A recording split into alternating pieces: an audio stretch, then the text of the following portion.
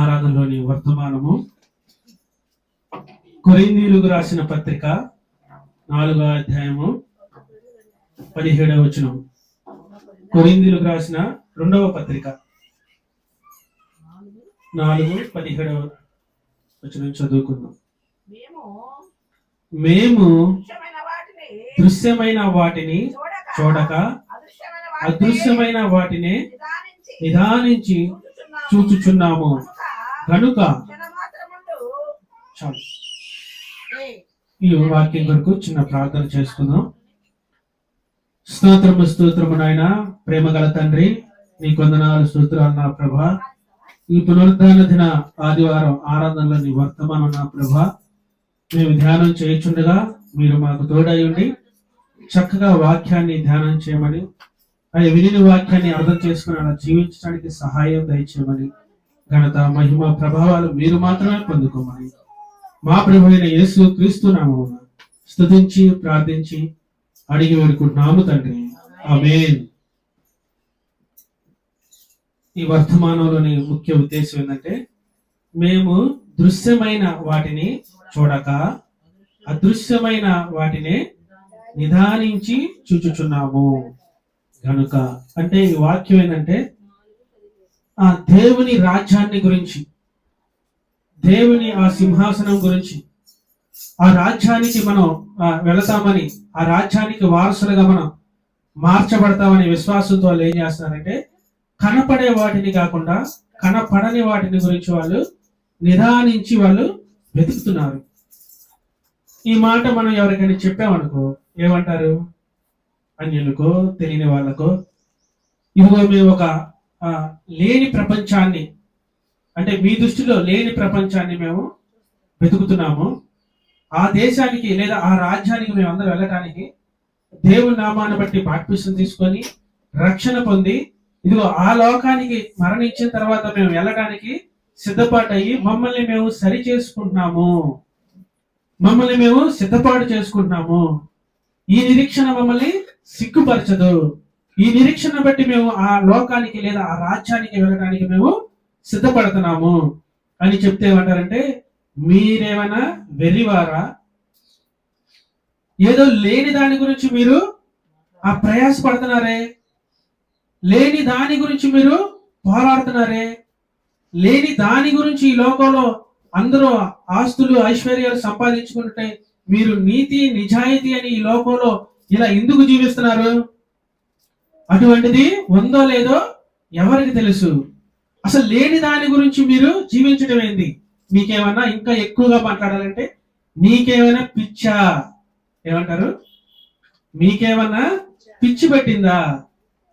లేని దాని కోసం పోరాడుతున్నారు. దేవుని రాజ్యం అంటున్నావు, బాప్తిసం తీసుకోవాలన్నారు, దేవుని రక్తంలో మీరు కడగబడాలన్నాడు, దేవుని లాగా మీరు అనుసరించాలనుకుంటున్నారు. మీకేమన్నా పిచ్చా? ఈ లోకంలో అందరూ ఐశ్వర్యం సంపాదించుకోవడానికి, ఆస్తులు సంపాదించుకోవడానికి, తిండి సంపాదించుకోవడానికి జీవిస్తుంటే లేని ప్రపంచం కొరకు మీరు ఎంత నీతిగా పట్టదాల్సిన అవసరం ఏముంది అని మనల్ని వాళ్ళు క్వశ్చన్ వేస్తారు, లేదా మనల్ని వాళ్ళు అడుగుతారు. అడిగినప్పుడు మనం ఏం చెప్తామంటే, ఈ లోక సంబంధమైన విషయాల గురించి మనం చెప్పం, కానీ పరలోక సంబంధమైన విషయాల గురించి మనం ఎక్కువగా చెప్తా ఉంటాం.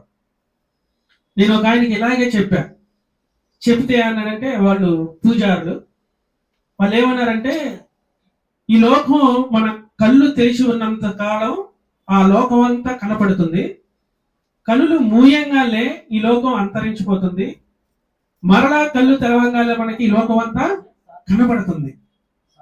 ఇంక ఇదే జీవితం. మరి లాస్ట్ ఏమవుతుందన్న అంటే, ఈ లోకంలో అలా కన్ను మూస్తారు, జన్మిస్తారు, మరలా కన్ను మూస్తారు, మరలా జన్మిస్తారు.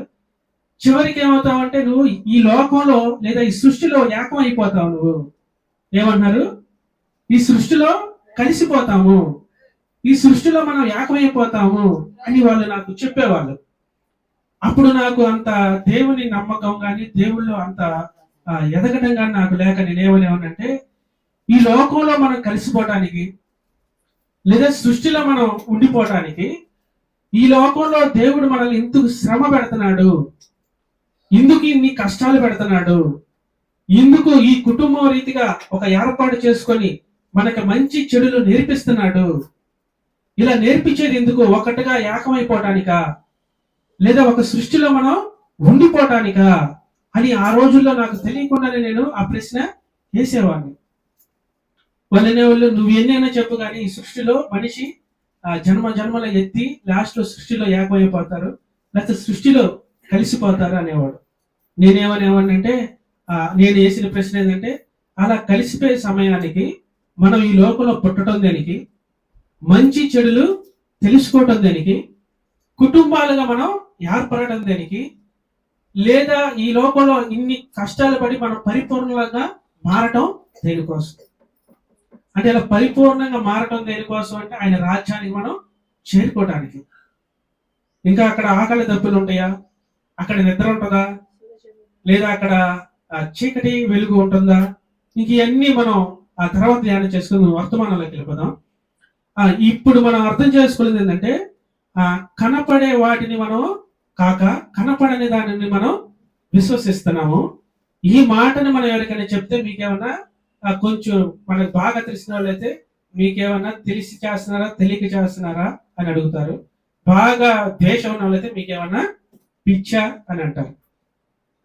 మనం కూడా ఈ లోకంలో మనం చూసినప్పుడు, లేదా ఈ లోకంలో జీవించే మనుషుల్ని మనం పరిశీలించినప్పుడు, ఈ ప్రతి మనిషి కూడా ఆ లేని దాని గురించి వెతుకుతాడు.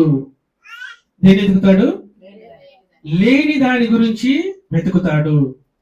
మన సృష్టిని దేవుని క్రమంగా మనం అర్థం చేసుకుంటే, ఉదాహరణకు మనం చూసుకుంటే, ఒక యవనస్తుడు తన భార్య కోసం వెతుకుతా ఉంటాడు.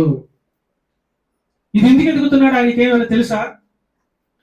ఆయన దేనికోసం వెతుకుతున్నాడు? దేనికోసం ఆయన ఆశపడుచున్నాడు? ఇంకా కొంతమంది యవనస్తులు అయితే, నాకు ఉద్యోగం రావాలి, ఇల్లు కట్టుకోవాలి, నేను చక్కగా ఉన్నతంగా బతికినాక నా భార్యని వివాహం చేసుకున్నామని గొప్పగా చూసుకోవాలని ఈయన వీటిని గురించి ఆశ పెట్టుకుంటాడు. ఇవన్నీ కూడా ఆయనకి భౌతికంగా అప్పుడు ఉన్న స్థితిలో ఆయనకి ఇవి కూడా కనపడవు. ఈ కనపడని దాని గురించి ఏమంటాడు? ఇదిగో నేను పలానా దానికోసం సిద్ధపాటు అవుతున్నాను. ఇంకా మీకు ఇంకా అర్థం అవ్వాలంటే, మనం చిన్నపిల్లల్ని చదివిస్తూ ఉంటాం. ఏం చేస్తాం? చిన్నపిల్లల్ని చదివిస్తూ ఉంటాం. అరే నువ్వు బాగా చదువుకుంటే నీకు గొప్ప ఉద్యోగం వస్తుంది, లేదా గొప్పగా నువ్వు తయారవుతావు. ఇదంతా ఏంది మనకి ముందుగా కనపడుతుందా? ఇదేది కూడా మనకి ముందుగా కనపడదు. కానీ వీళ్ళ ఆలోచనలు ఏంటంటే, ఇదిగో దీనికి ముందుగా మనం చేస్తే మన స్థితిగతులకి వెళతాము, ఆ స్థితిలో నువ్వు ఉంటావు గాని అని ఈయన ఏం చేస్తున్నాడు? ముందుగా ఊహ. అంటే మనకిప్పుడు కనపడని దాన్ని మనం ఏం చేస్తున్నాం? వెతుకుతున్నాము. ఎలా వెతుకుతున్నాము? ఈ లోకంలో మనుషులు వెతికే అన్ని ఏమంటారంటే, ఇది మాకు ఉపయోగపడేవి. ఇదిగో ఒక అతని వ్యాపారం ప్రారంభించేటప్పుడు కూడా ఏమనుకుంటాడంటే, ఈ వ్యాపారం పెద్ద అభివృద్ధి అయ్యి నేను కొన్ని వందల మందికి లేకపోతే వేల మందికి ఉద్యోగం కలిగించాలని ఆయన ముందుగానే ఆయన ఏం చేస్తాడు? ఊహించుకుంటాడు. ముందుగానే అదృశ్యం కాని దాన్ని దృశ్యంగా ఆయన ఏం చేస్తాడు?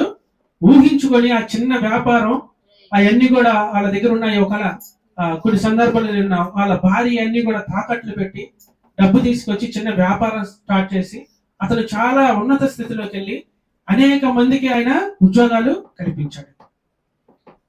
ఇది ఎలా ఊహించాడు ఆయన? ఇదేది కూడా ఆయనకి కనబడట్లేదు. కానీ ఆ సందర్భంలో ప్రారంభించేటప్పుడు అనేకులు ఏమంటారు? మీ వ్యాపారం సరిగ్గా ఉండదేమో, నీకున్న ఆస్తి పాస్తులన్నీ కూడా పోగొట్టుకుంటావేమో, నీకున్న ఇల్లు వాకిళ్ళు కూడా అమ్మేసుకుంటాయేమో, నీకెందుకు ఉన్న దాంట్లో ఇలా బతకక లేని దాని గురించి నువ్వు పోరాడుతున్నావు, లేని దాన్ని నువ్వు ఊహించుకుంటున్నావు అని అనేక మంది హెచ్చరిస్తారు. అయినా కొంతమంది ఏం చేస్తారంటే, ఆయన ఊహతో ఆయన ఆలోచనతో ఏం చేస్తారంటే అది ప్రారంభించి దాన్ని అందుకోవడానికి వాళ్ళు ఈ లోకంలో ఉన్న ఈ కొద్దిగా కాలాన్ని లేదా ఈ కొద్దిగా వయసుని దాని మీద పెడతారు.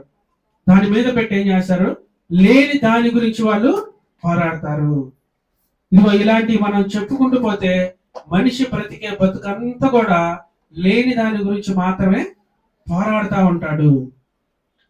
కానీ ఉన్న దాని గురించి మేము పోరాడుతున్నాము. దేవుని రాజ్యం ఒకటి ఉంది, ఆ రాజ్యానికి మేము చేర్చబడుతున్నాం అంటే మనల్ని ఏమంటారు? మీకేమన్నా పిచ్చా? వీళ్ళు దేనికోసం పోరాడుతున్నారు? వీళ్ళకు ఉన్నదా అనుభవాన్ని బట్టి, వీళ్ళకున్న ఆలోచన బట్టి కనబడే వాటిని గురించి వీళ్ళు పోరాడుతున్నారు. ఇది ఇలా చెప్పుకుంటూ పోతే ప్రతి మనిషి ఆయన జీవిత కాలం అంతా కూడా దేని గురించి పోరాడుతున్నాడు?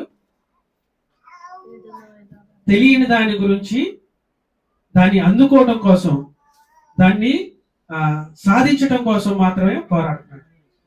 ఉన్న దాని గురించి ఎవరు కూడా పోరాడరు, కానీ లేని దాని గురించి ఆసక్తి కలిగి వాళ్ళు ఆ పని లేదా ఆ కష్టం వాళ్ళు చేస్తూ ఉంటారు.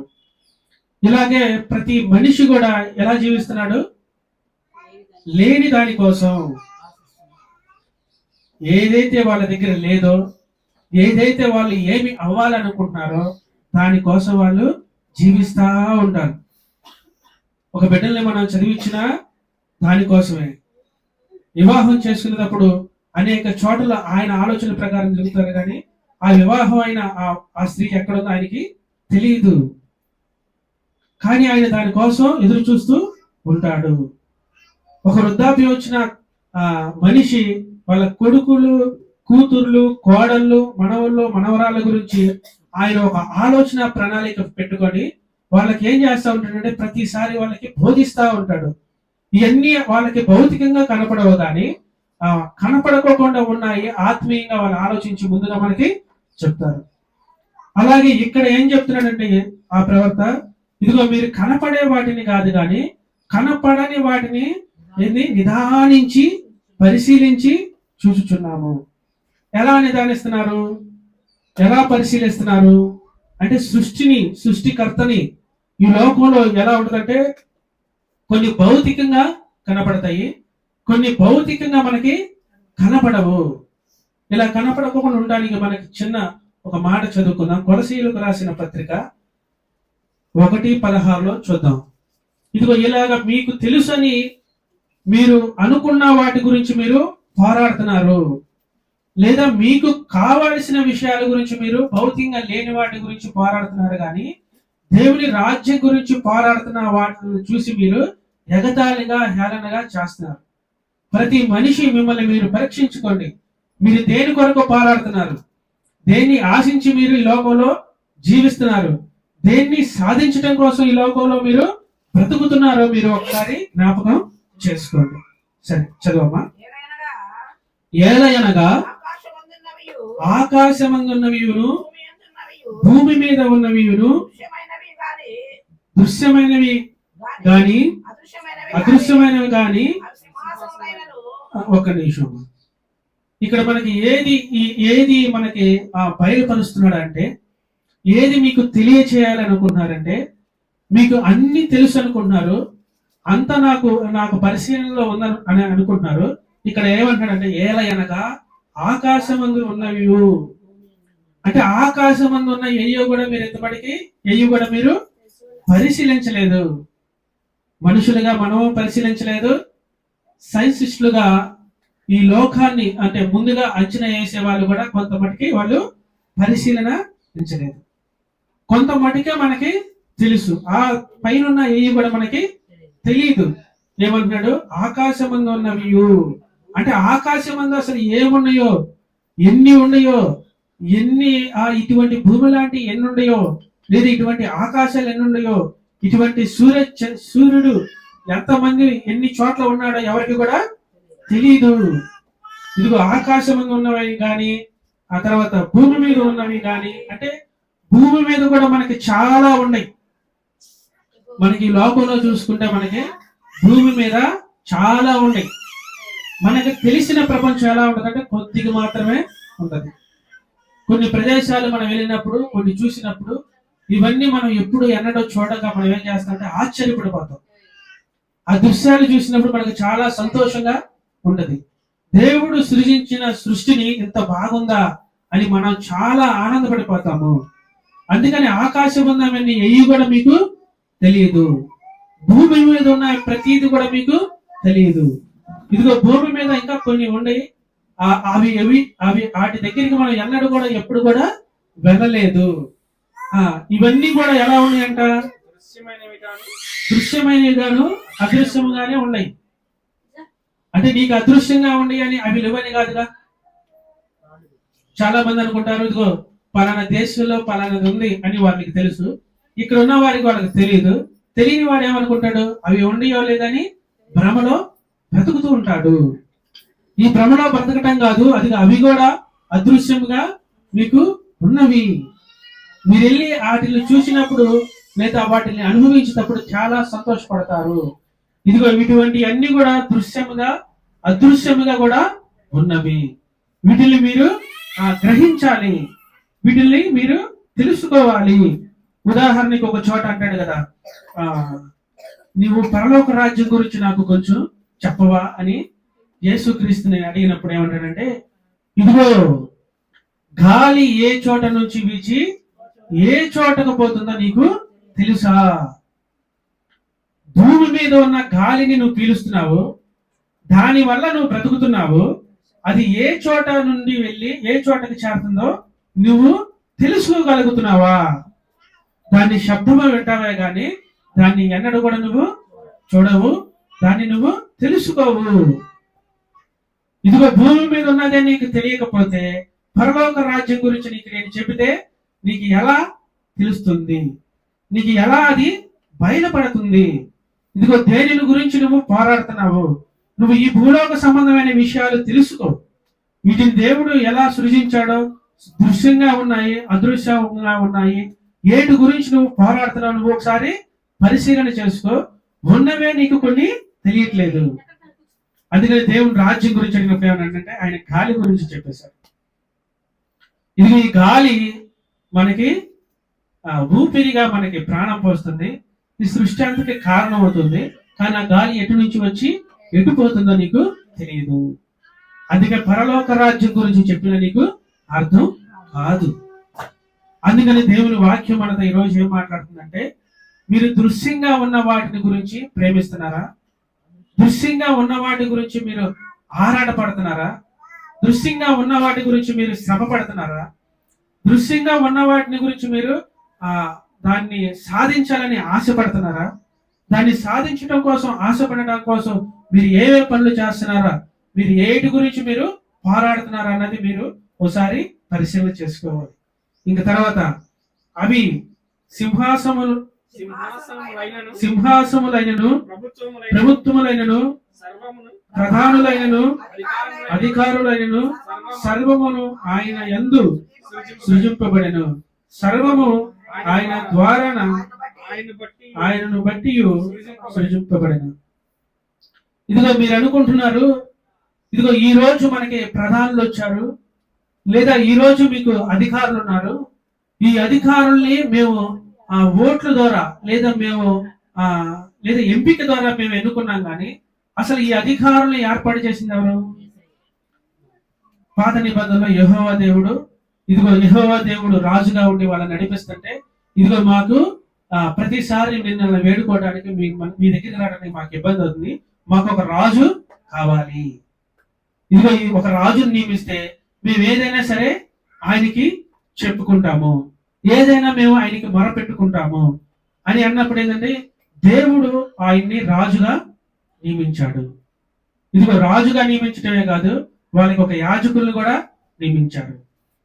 ఈ యాజకులు ఏదైతే చెప్తాడో అధికారంగా ఆ రాజు అది చేయాల్సిందే. అంటే మీకు అర్థమయ్యే భాషలో చెప్పాలంటే, ప్రధానమంత్రి ఉంటాడు, ప్రధానమంత్రికి చట్టం ఒకటి ఉంటుంది. ఈ చట్టానుసారంగా ఎవరైనా జీవించాల్సిందే, ఈ చట్టానుసారంగా ఎవరైనా నడవాల్సిందే. అందుకని రాజుల్ని, అధికారుల్ని, ప్రభుత్వాల్ని ప్రతిదీ పూర్వకాలంలోనైనా సృజింపజేశాడు. ఆ సృజింపజేసిన దాన్ని మనం ఇప్పుడు కాలాన్ని అనుకూలంగా మనం మార్చుకొని అలాగ మనం జీవిస్తున్నాము. అందుకని ఏది కూడా ఆయన లేకుండా లేదు, ఏది కూడా ఆయన లేకుండా సృజింపబడలేదు. సమస్తము సృజించి మన ముందు ఉంచాడు, సమస్తము ఆయన ద్వారానే మనకి కలిగింది. ఇదిగో నువ్వు మరి దేని నిమిత్తం, దేని గురించి నువ్వు దేని నిమిత్తం పోరాడుతున్నావు? సృజింపబడిన దాని గురించా, కనపడే దాని గురించా, కనపడని దాని గురించా అని మనం కొద్దిగా ధ్యానం చేసుకుంటే మత్తయి సువార్త 33 44 వచ్చింది. ఒక్క నిమిషం. మత్తయి సువార్త 6వ అధ్యాయము 44 వచ్చిన.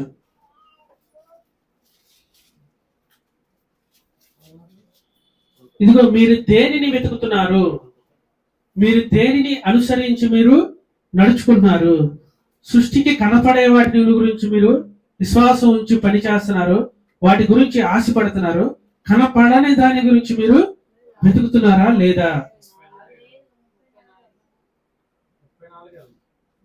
34 రేపటిని గూర్చి చింతింపుకుడి, రేపటి దినము దాని సంగతులను గూర్చి చింతించును. ఏ నాటి కీడు ఆ నాటికి చాలు. ఇదిగో మనం ఎలా ఉన్నామంటే రేపటి దాని గురించి మనం ఏం చేస్తున్నాము? చింతిస్తున్నాము. రేపటి దాని గురించి మనం ఏం చేస్తున్నాము? ఆలోచిస్తున్నాము. రేపటి దాని గురించి మనం కష్టపడుతున్నాము. ఇదిగో రేపటి దాని గురించి నువ్వు కష్టపడుతున్నావు, రేపటి దాని గురించి నువ్వు ఆలోచిస్తున్నావు. ఈ ఆలోచన ఎలా ఉందంటే నువ్వు కీడు చేయడానికి లేదా పాపం చేయడానికి ఉంది. ఈ రోజు కీడు నీకు ఈ రోజు సరిపోదా? ఈ రోజు పాపం ఈ రోజుకి నీకు చాలదా? రేపటి పాపాన్ని కూడా నువ్వు ఈ రోజే మనసులో పెట్టుకొని ఆ పాపాన్ని గురించి ఆలోచిస్తున్నావా? దాని గురించి నువ్వు ఎట్టు కూడా ఆలోచించాల్సిన పని లేదు. 33 చదువమ్మా. కాబట్టి మీరు ఆయన రాజ్యమును నీతిని మొదట వెతుకుడి, అప్పుడు అవన్నీ మీకు అనుగ్రహింపబడను. మనం ఏం వెతకాలంట?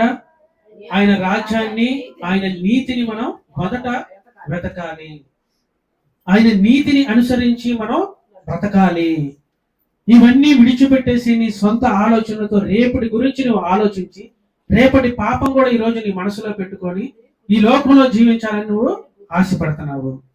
అదే మనం ఆ 6వ అధ్యాయము 25 నుంచి మనం చదివితే మనిషి ఏటి గురించి ఎక్కువ ఆలోచిస్తాడో ఒకసారి చూద్దాం. ఒక నిమిషం. 25 అందువలన నేను మీతో చెప్పినది ఏమనగా ఏమి తిందుమో ఏమి త్రాగుదమో అని మీ ప్రాణముల గురించి అయినను ఏమి ధరించుకుందుమా అని మీ దేహముల గురించి అయినను చింతింపుకుడి. ఆహారము కంటే ప్రాణమును, వస్త్రము కంటే దేహమును గొప్పవి కావా? ఇక్కడ మీరు దేని కొరకు మీరు చింతపడుతున్నారు? దేని కొరకు మీరు ఆశపడుతున్నారు? ఏది సాధించాలని మీరు వాటి గురించి ఆలోచిస్తున్నారు? రేపటి గురించి ఏమి తిందామా? రేపటి గురించి ఏమి ధరించుకుందామా? రేపటి గురించి మనం ఎలా జీవించాలా అని ఏం చేస్తున్నారు? మనిషి దిగులు పడుతున్నాడు, లేదా వాటి గురించి ఆలోచిస్తున్నాడు. అసలు రేపేమి సంభవిస్తుందో నీకేది కూడా నీకు తెలియదు. రేపు నీ జీవితం ఏందో కూడా నీకు తెలియదు. కానీ రేపటి గురించి ఏం చేస్తాడు? మనిషి ఆలోచిస్తానే ఉంటాడు. ఇదిగో ఒక అతను ఆ పింఛన్ తీసుకోవడానికి రేపు నాకు పింఛన్ వచ్చిందని ఆలోచిస్తా ఉన్నాడు. పింఛన్ వచ్చే సమయానికి ఆయన ఏం చేశాడు? చనిపోయాడు. పాపం రేపు పింఛన్ గురించి ఆయన ఆలోచించాడు. ఆ పింఛన్తో వచ్చిన డబ్బులతో ఆయన ఆరోగ్యమో లేకపోతే ఆయన మనవాళ్ళకో మనవరాళ్ళకో కుటుంబ అవసరాలకో నేను చూసుకోవాలని ఆశపడ్డాడు. అది వచ్చే సమయానికి ఆయన భూమి మీద లేడు. అందుకని రేపు ఏమి సంభవిస్తుందో నీకు తెలియదు. కానీ రేపటి గూర్చి నువ్వేం చేస్తావు? చింతిస్తా ఉంటావు, దిగులు పడతా ఉంటావు, ఆశ పెట్టుకుంటా ఉంటావు. ఆ ఆశ ద్వారా ఏం చేస్తావు? రేపు ఏమి పాపము నువ్వు మూట కట్టుకోవాలని చూస్తా ఉంటావో నీకేమి కూడా తెలియదు. కానీ మనం దేని గురించి ఆలోచిస్తాం? భవిష్యత్తు గురించి మాత్రమే ఆలోచిస్తాం. ప్రతి మనిషి ఆయన అవసరాల గురించి, వాళ్ళ అవసరాలను బట్టి ఏం చేస్తారంటే ఏది ఈ లోకంలో వాళ్ళకి కనపడపోయినా చదివే వాళ్ళు ఏం చేస్తారు? బాగా చదువు, గొప్పవాడి అవు. వ్యాపారం చేసే వాళ్ళు అంటారు నువ్వు బాగా వ్యాపారం చెయ్యి, నువ్వు గొప్పవాడి అవు. ఎదిగే పిల్లలు ఏమంటారు? నువ్వు బాగా ఎదుగు, గొప్పవాడి అయి మీ తల్లిదండ్రుల్ని చూసుకో. ఇలాగా సృష్టిలో కనపడేవి కనపడనేవి ఉంటాయి. కనపడని దానిని మేము శ్రద్ధగా వెతుకుతున్నాము. కనపడే వాటిని మీరు శ్రద్ధగా వెతుకుతున్నారు. రేపటి గురించి మీరు చింతపడాల్సిన అవసరం లేదు. మీరు ఏ బట్టలు ధరించాలా, ఏది సంపాదించాలా, దేని గురించి మీరు పోరాడుతున్నారో చూడండి. తర్వాత అక్కడ ఏముంటుందంటే ఆకాశ పక్షులు చూడండి, అవి వెత్తవు, కోయవు, కొట్లలో కూర్చుకొనవు, అయినను నీ పరలోకపు తండ్రి వాటిని పోషించుచున్నాడు. మీరు వాటికంటే బహుశ్రేష్ఠులు కారా? మీలో ఎవడు చింతించట వలనను తన ఎత్తు మూరెడ ఎక్కువ చేసుకొనగలడు. వస్త్రములను గూర్చి మీరు చింతింపనేలా? అడవి పువ్వులు ఎలాగ ఎదుగునో ఆలోచించుడు. అవి కష్టపడవు, పడకవు, అయినను సమస్త వైభవముతో కూడిన సొలొమోను సహితము వీటిలో ఒక దానినైనను అలంకరింపబడలేదు. మీరు ఇక్కడ చూడండి, మనం చింతిస్తాము, మనం వీటన్నిటి గురించి పోరాడతాము, భవిష్యత్తు గురించి ఆలోచిస్తాము. కానీ దేవుని వాక్యం చూస్తుందంటే మనిషి మూరడైనను ఎక్కువ చేసుకొనలేడు. ఏం చేసుకోలేడంట? నువ్వు ఎంత ఆలోచించినా, నువ్వు ఎంత కష్టపడ్డా, వీటన్నిటి గురించి నువ్వు ఎంత పోరాడినా కానీ నువ్వు ఏది కూడా ఎక్కువ గాని తక్కువ గాని చేసుకోలేవు.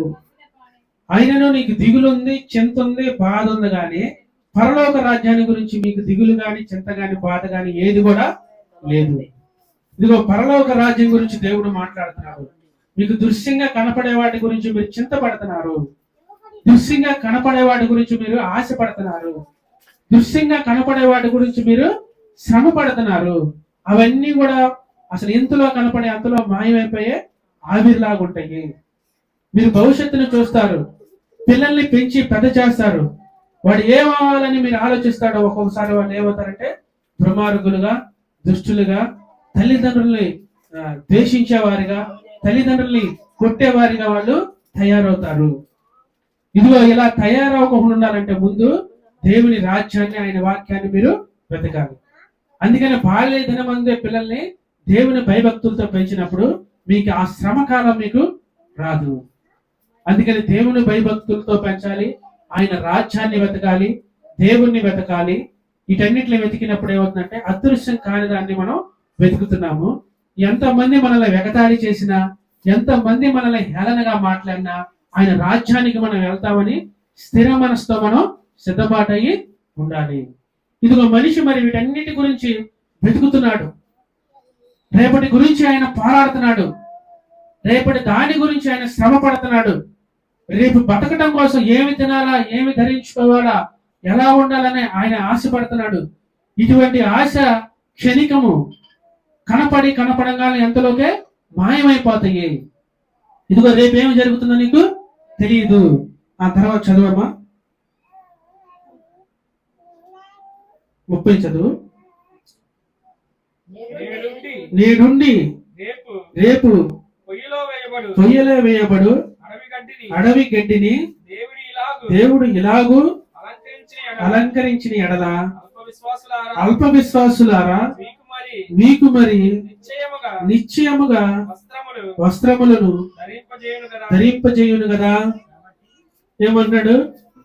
దేవుడు మీకు వస్త్రాల్ని ధరింప చేస్తాడు కదా. మీరు వాటి గురించి చింతపడుతున్నారు, బాధపడుతున్నారు, వాటి గురించి ఆలోచించి పాపంలో పడుతున్నారు. వాటి గురించి మీరు చింతపడాల్సిన పనులు లేదు, లేదా అవసరమో లేదు. ఇదిగో దేవుడు మీకు వస్త్రాలు ఇస్తాడు. చదవమ్మా. కాబట్టి ఏమి తిందుమో, ఏమి త్రాగుదామో, ఏమి ధరించుకుందుమో అని చింతింపుకొడి. ఇదిగో వీళ్ళ చింత అంతా ఎలా ఉందంటే ఏమి తిందాము, ఏమి తాగుదాము, ఏమి ధరించుకుందాము, భవిష్యత్తులో మేము ఎలా ఉంటామని వీళ్ళు చాలా బాధపడిపోతున్నారు. ఎలా ఉన్నారంటే వీళ్ళు ఎలా ఉన్నారు? బాధ ఎక్కువైపోయింది వీళ్ళకి. కానీ రేపటి దినం వీళ్ళకి ఉంటుందో లేదో అసలు వాళ్ళకి తెలియదు. అయినా కానీ ఈ దినమే వాళ్ళు మనసులో బాధపడతారు. లేకపోతే రేపు ఎవరిని మోసం చేద్దామా, ఎవరి దగ్గర పని చేద్దామా, లేదా ఎవరు ఏ పాపం చేద్దామని చెప్పి రేపటి గురించి ఆలోచిస్తాడు. రేపేమి సంభవించినో నీకు తెలియదు. చదవమ్మా. అన్ని జనులు వీటన్నిటి విషయమై విచారింతురు. ఎవరంట అసలు ఇవి విచారించేది? దేవుణ్ణి ఎరగని వాళ్ళు వీటన్నిటిని గురించి విచారిస్తా ఉంటారు. వీటన్నిటి గురించి వాళ్ళు బాధపడతా ఉంటారు. వీటన్నిటిని గురించి ఏం చేస్తారు? వాళ్ళు రేపు ఏమి చేయాలని ఆలోచిస్తారు. అందుకని మనం ఎలా ఉండాలంట? అన్ని జనుల్లాగా ఉండకూడదు. ఇదిగో వీటన్నిటి గురించి నీకు ఒకవేళ ఆలోచన ఉంటే గనక నువ్వేమైపోతావు? అన్ని జనులు అయిపోతావు. అన్ని జనులలాగా నువ్వు పాపం చేయడానికి సిద్ధపడుతున్నావు. దేవుని విశ్వాసాన్ని గాని, దేవుని రాజ్యాన్ని గాని, ఆయన నీతిని గాని మొదట వెతుకంటే నువ్వు ఎన్నిటిలో కూడా ఒకవేళ రక్షణ పొంది కూడా వెతుకుతున్నావు అంటే నువ్వేమైపోతావు? అన్ని జనుల వలె అయిపోతావు. అన్ని జనులు తెలుసో తెలియక వాటి గురించి పోరాడుతున్నారు. వాళ్ళ బిడ్డల గురించి కష్టపడి శ్రమపడి వాళ్ళ చదివించి గొప్ప వాళ్ళని చేయాలని ఆశపడుతున్నారు. కానీ రేపేం జరుగుతుందో వాళ్ళకి తెలియదు. కానీ వాటి గురించి వాళ్ళు ఏం చేస్తున్నారు? పోరాడుతున్నారు. ఇదిగో నువ్వు అన్ని జనుల్లాగా నువ్వు ఉండొద్దు. అన్ని జనుల్లాగా నువ్వు వాళ్ళలాగా నువ్వు ప్రవర్తించొద్దు. అన్ని జనుల్లాగా నువ్వు ఉంటే కనుక నువ్వేమైపోతావు? రక్షణ పొందినా సరే అన్ని జనులు అయిపోతావు. తర్వాతమ్మా, ఇవన్నీ మీకు కావాలని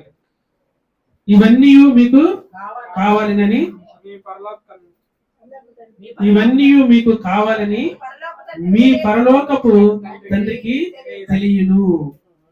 ఏందంట? పరలోకపు తండ్రికి తెలియను. పరలోకపు తండ్రికి తెలుసు. నువ్వు ఆయన దగ్గర మొరపెట్టినప్పుడు నీకు కావాల్సిన అన్ని కూడా సమకూర్చి నీకు ఎంత అవసరం అవన్నీ కూడా ఆయన దయచేస్తాడు. తర్వాత కాబట్టి మీరు ఆయన రాజ్యమును నీతిని మొదట వెతుకుడి, అప్పుడు అవన్నీ మీకు అనుగ్రహింపబడును. మనం ఏం వెతకాలంట? ఆయన నీతిని, ఆయన రాజ్యాన్ని మనం మొదట వెతకాలి. ఇదిగో అన్ని జనుల్లాగా ఆయన రాజ్యం లేదు, ఆయన నీతి లేదు.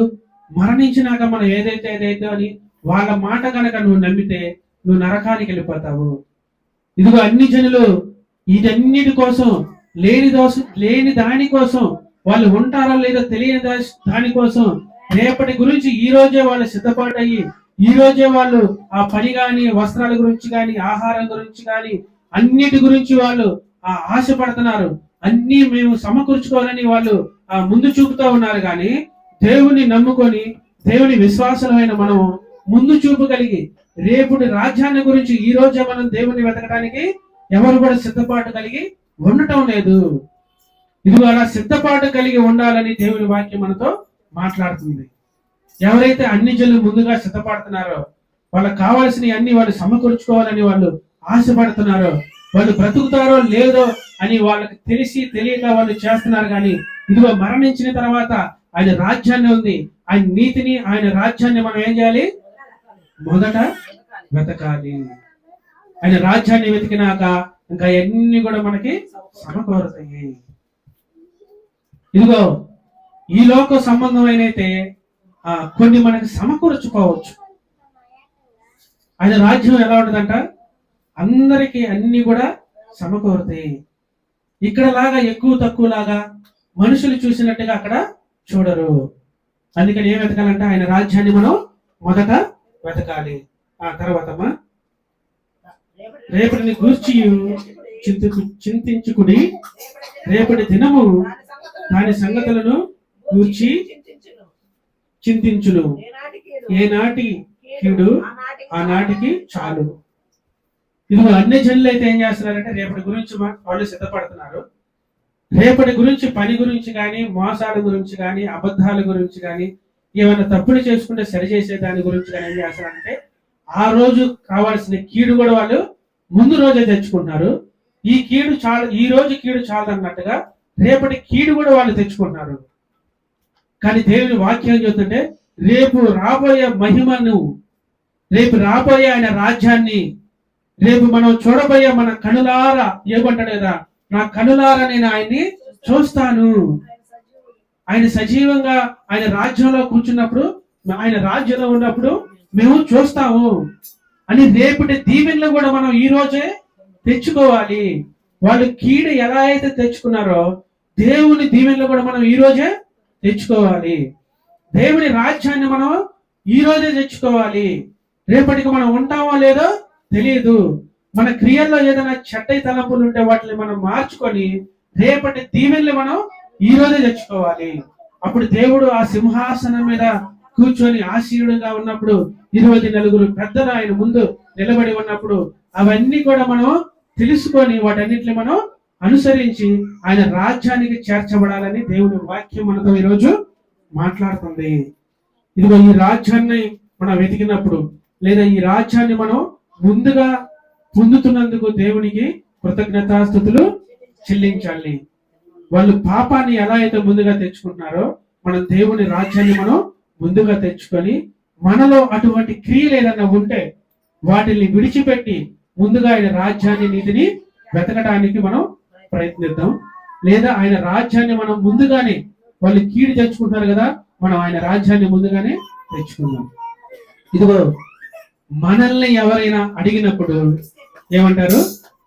మనల్ని ఆయన నీతిని ఆయన రాజ్యం కోసం మేము ఇలాగా బ్రతుకుతున్నాము, ఇలాగా ఆయన నీతిలో ఎవరిని మోసం చేయకుండా ఏ పాపము అపరాధము చేయకుండా నిజాయితీగా లేని స్థితిలో కూడా మేము ఉన్నతంగా బ్రతుకుతున్నాము అని అన్నప్పుడు వాళ్ళు ఏమంటారంటే మీకేమన్నా పిచ్చా అని అడిగినప్పుడు వాళ్ళకు మనం ఎదురు క్వశ్చన్ ఏమంటే ఇదిగో వీటన్నిటి గురించి నువ్వు ముందుగానే ఆశపడుతున్నావు, మేము ఆశపడటంలో తప్పేంటి?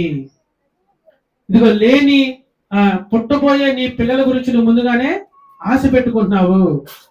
కొంతమంది వివాహం అయినాక వాళ్ళ పిల్లలు పుడితే వాళ్ళ పిల్లల్ని ఎలా జీవింప చేయాలి, ఎలా పెంచాలి, ఏమి చదివించాలి, ఏమి వాళ్ళని ఎలా చూసుకోవాలి, ఎలాంటి ఇల్లు వాళ్ళకి కట్టాలి, ఎలాంటి ఉద్యోగాలు వాళ్ళకి కావాలని ఇల్లు ముందుగానే వాళ్ళు సిద్ధపడి ఉన్నప్పుడు మరి అలాంటి సిద్ధపాటు వాళ్ళకి పుడతారో లేదో. వాడు ఒక్కొక్కడు అందంగా ఉంటే ఎలా పుడతారంటే వాళ్ళకి నల్లగా పుడతారు. ఒక్కొక్కరు చండాలంగా ఉన్న వాళ్ళకి అందంగా పుట్టినప్పుడు వాళ్ళు ఏం చేస్తారు తెలుసా? ఆశ్చర్యపోతారు.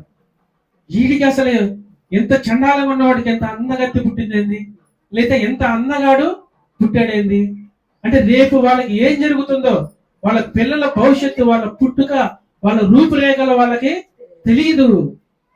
కానీ తెలియని దాని గురించి వాళ్ళు పోరాడుతున్నారు. మనం దేని గురించి పోరాడుతున్నాము? తెలిసిన దాని గురించి మనం పోరాడుతున్నాము.